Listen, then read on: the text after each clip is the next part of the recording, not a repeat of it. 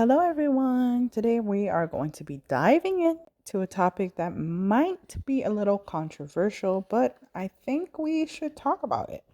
And it's how to thrive as a single married mom. Yes.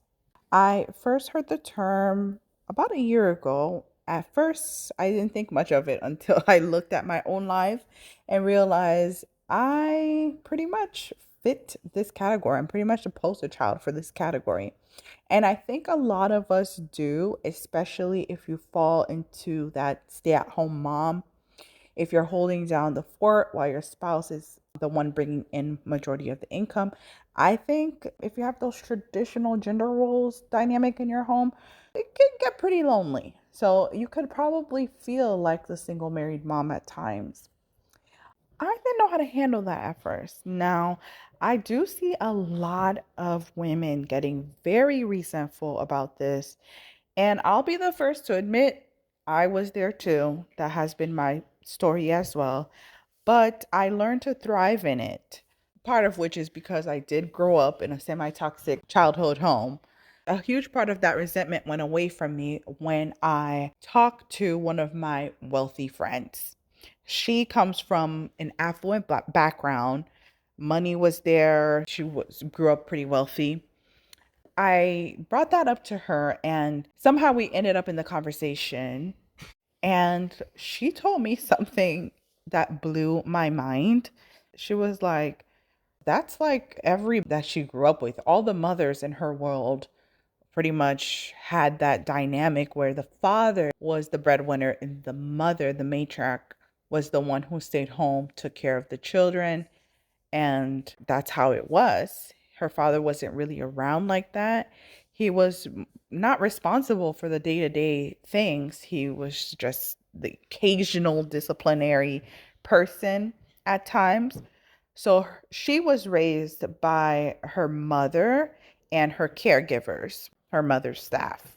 And that's really when it clicked for me. Wealthy women don't complain about their husbands not being home, usually because they have nannies, they have a cleaner, they have a chef, they have a whole team behind them to help them.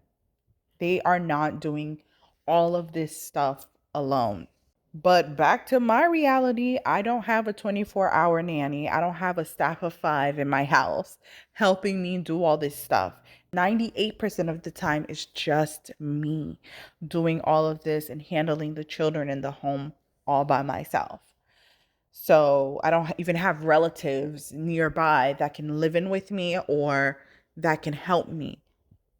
Most of the time, it's just me and my husband, and I do 98% of the household stuff and the child rearing.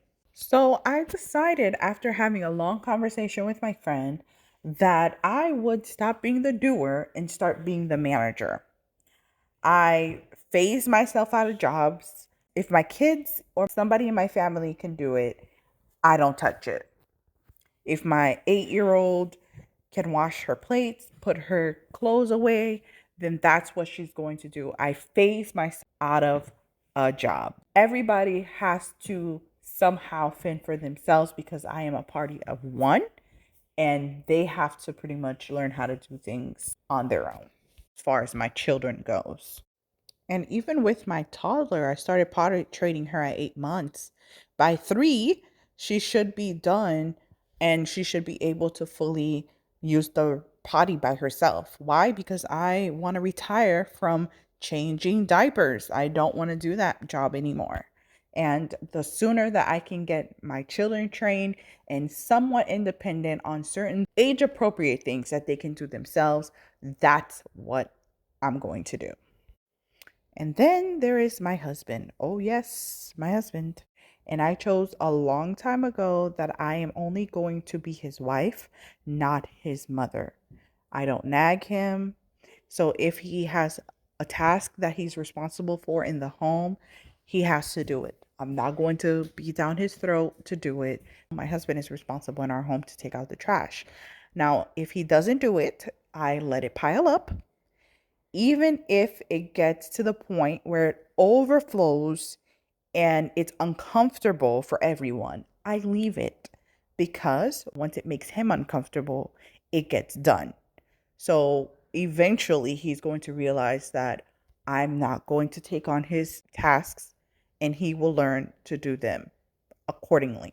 And this is actually a true story of something that happened in my home when I first decided to do this, because, of course, you're going to get kickback from everyone, especially your spouse, because they're used to you doing everything. They're used to you picking up after them and doing everything. So once you stop and pull back, it's going to be uncomfortable for them, and they're not going to like it at first. If he loves you, which I'm sure he does, he's going to meet up to your standards, or that's going to be a different conversation in your home. But luckily for me, and I'm sure for you as well, most men, they will end up obliging and meeting where they need to be. That's just how men are. Men are very simple.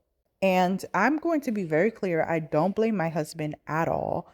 He works very hard. He pays all of our bills. I am grateful. I am so grateful for the type of man that he is. We aren't in a season where he can be hands on with the children, and that's okay.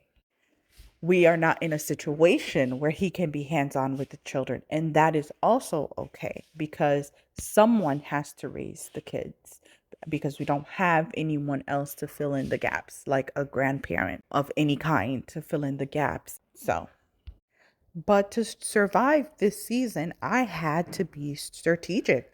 I had to become the manager of the home. There is no way for me to do everything in the home and still keep my sanity and still keep my life intact without extreme burnout and without it having an extreme strain on my marriage and my relationship with my children. If you are in this position and in this season in life, here is my advice. If you have the money, get the help. Get the nanny, get the cleaner, get the cook, get the delivery service. If you can afford it, get it. Do it. If you don't have the money or the family support, your only line of defense is delegation. Teach your children how to be independent and work your schedule around your spouse's days off so that you can rest and that you can get a break. And of course, when help is offered to you, a safe space for your children to be with people you trust, take the help.